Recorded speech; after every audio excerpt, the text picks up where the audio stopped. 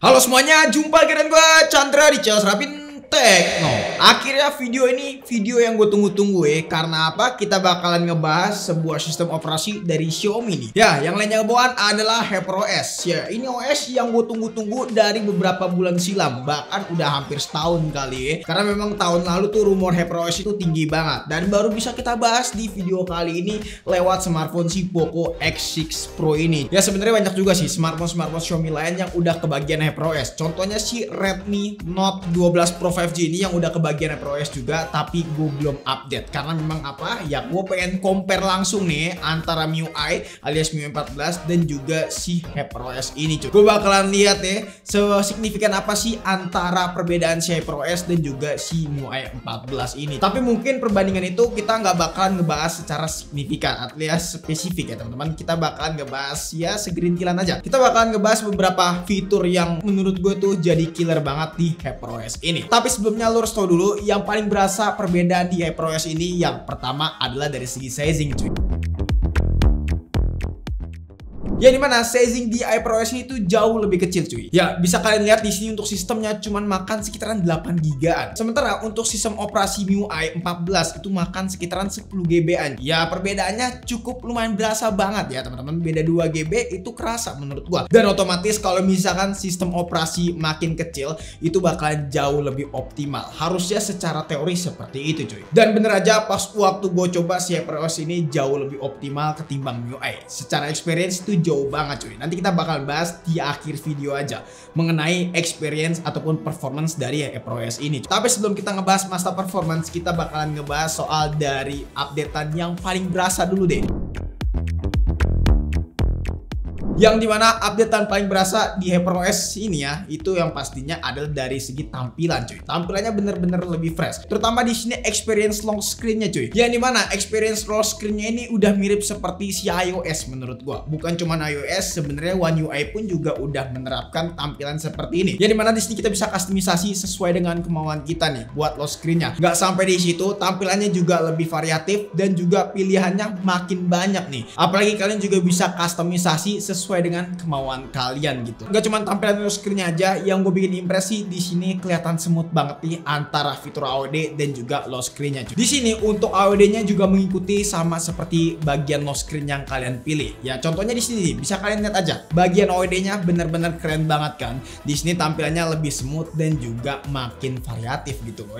Tapi permasalahannya di sini untuk AOD-nya cuma 10 detik aja. Gue agak sedikit benci nih sama Xiaomi. Kenapa dia nyiptain sistem operasi yang udah matang gitu loh HyperOS, tapi fiturnya AOD-nya ini cuman sampai 10 detik aja. Ya gue bisa bilang sih ini 10 second AOD, bukan always on display, bener-bener pure always terus gitu loh. Ini cuman 10 second doang ya. Jadi Xiaomi harusnya hadirnya HyperOS ini ngasih fitur yang bener-bener always on. Harusnya kan secara spek si Poco X6 Pro ini udah support buat always on display. Ya bener-bener always gitu loh ya. Lalu selanjutnya yaitu masalah multitasking nih. Multitasking di HyperOS ini jauh lebih simple, easy to use menurut gua. Gimana enggak coba? Pas waktu kita aktifin jendela mengambang di sini gampang banget. Floating window pun juga jauh lebih gampang. Nggak ribet kayak di MIUI sebelum-sebelumnya, MIUI 14 ataupun MIUI 13. Di sini HyperOS ngasih kemudahan buat kita multitasking. Jadi buat kalian yang suka banget multitasking di HP Xiaomi ya, terutama di sini makin tambah dipermudah. Gue yakin banget karena di sini untuk melakukan multitasking bener-bener easy to use banget. Nggak cuma itu, di sini kalau kalian perhatikan ya, ada upgradean terutama dari segi kontrol panel. Yap, kontrol panel di HyperOS ini jauh lebih easy to use menurut gua. Lagi-lagi easy to use gitu ya. Gimana yang nggak coba? Kalau kalian lihat tampilan ikonnya bakalan jauh lebih simpel. Beda banget ketimbang si MIUI 14 yang ikonnya tuh agak membludak. Tapi di HyperOS ini kalau kalian perhatikan tampilannya itu bener-bener simpel gitu loh ya. Ikonnya juga dibikin gede dan mudah buat dioperasikan. Terutama pas waktu kita pengen pindah jaringan nih. Kalian tinggal tekan di sini bisa kalian pilih gitu loh ya, WiFi yang bisa bisa kalian terhubungin gitu loh ya. Jadi nggak harus masuk ke bagian setting, nggak usah ribet-ribet kayak gitu, tinggal tekan aja. Begitu juga kalau misalkan kita ngaktifin Bluetooth nih, ngaktifin Bluetooth pun juga nggak usah ribet gitu loh ya. Tinggal kalian tekan aja sama kayak WiFi tadi dan udah bisa kalian pilih saluran Bluetooth yang mana. Memang sesimpel itu, easy to use banget ya buat si kontrol panelnya ini. Ya terutama buat ikonnya sih, ikonnya di sini yang dimasukin juga yang penting-penting aja menurut gua, dan ya jadi nggak makan space gitu ya. Mantap lah untuk HyperOS kali ini buat kontrol panelnya. Lalu di sini ada kolom IoT yang dimana kalian bisa nambahkan beberapa home smart di rumah kalian gitu ya, alias smart home gitu ya. Jadi kalian tinggal tambahin aja perangkat smart home kalian yang ada di rumah gitu loh ya, dan nanti bisa langsung dioperasiin menggunakan kontrol panelnya ini.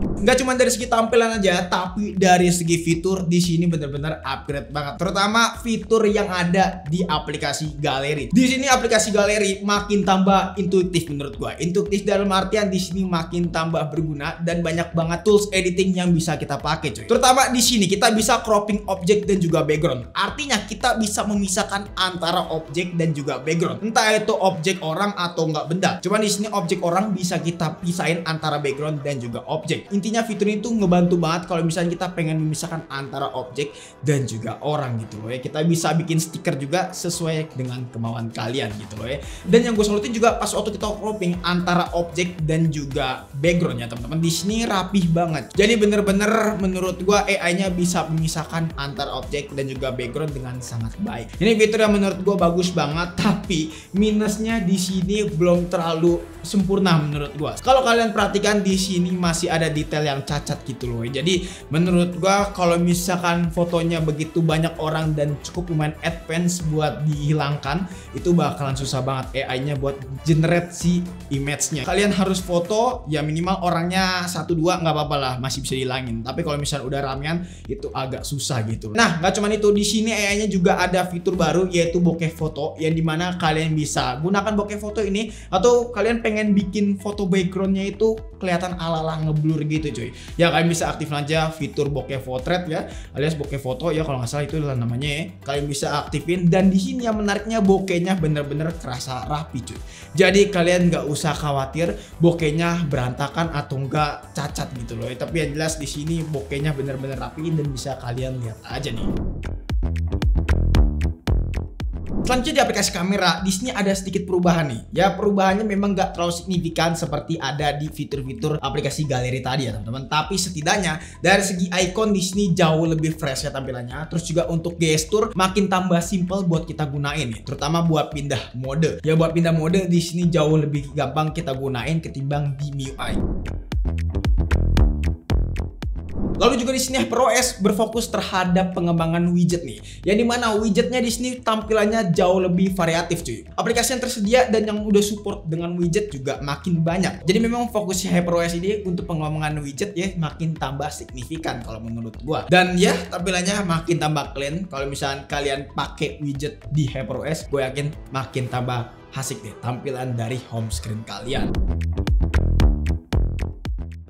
Lalu untuk perbedaan icon di sini jujur buat ikonnya masih sama aja ya, nggak terlalu signifikan antara MIUI 14 dan juga HyperOS. Buat icon aplikasi ya terutama, tapi kalau misalkan pas waktu kalian masuk ke setting, di sini baru tuh ada perbedaan icon yang cukup berasa. Yang dimana kalau misalkan kalian lihat icon di HyperOS tuh jauh lebih fresh gitu loh tampilannya. Nggak cuma fresh, tampilan ikonnya juga lebih colorful menurut gua. Jadi untuk masalah icon nggak terlalu signifikan buat di aplikasi, tapi di bagian setting di sini berasa banget. Begitu juga di beberapa aplikasi ya teman-teman, seperti aplikasi kamera. Di sini kamera yang tadi kita udah sebutkan ada sedikit perubahan, dan juga file manager, yang dimana file manager di sini jauh lebih rapi, nggak terpisah kayak sebelumnya, tapi di sini menyatu gitu loh di satu folder dan juga satu tab yang sama.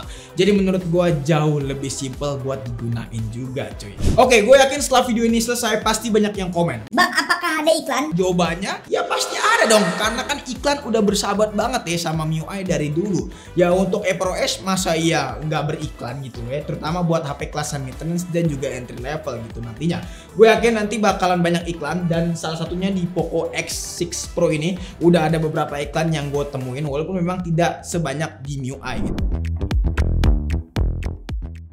Nah, yang terakhir untuk masalah performance gimana bang? Yap, untuk masalah performance jujur HyperOS ini menurut gue ya teman-teman, peningkatannya itu signifikan banget daripada OS sebelumnya. Yang dimana di sini tampilannya jauh lebih smooth, animasinya pun juga demikian. Di sini performance-nya juga meningkat. Ya meningkat dalam artian gue nggak tahu lah ya, ini memang karena HP-nya ngebut atau gimana. Nggak cuma di Poco X6 Pro aja gue coba, tapi di Redmi Note 12 pun juga udah dapat HyperOS kebetulan, dan itu smooth banget cuy. Setelah update makin smooth. Menurut gue updatean HyperOS ini meningkatkan performance, stability, dan juga beberapa fitur tambahan yang menurut gua makin tambah markotop. Jadi mungkin cukup sekian aja video kali ini. Kalau misalnya kalian punya pertanyaan ataupun punya pendapat, ataupun kalian udah nyobain HyperOS, boleh banget kok sharing pengalaman kalian di kolom komentar ya. Ataupun pengen nanya secara privat, boleh banget kok DM di Instagram kita di @radamitekno. Pengen join juga ke komunitas kita, boleh kok klik link yang ada di deskripsi gitu. Chandra pamit, sampai jumpa di video selanjutnya. Until next time, goodbye. HyperOS intinya oke sih, gue suka nih.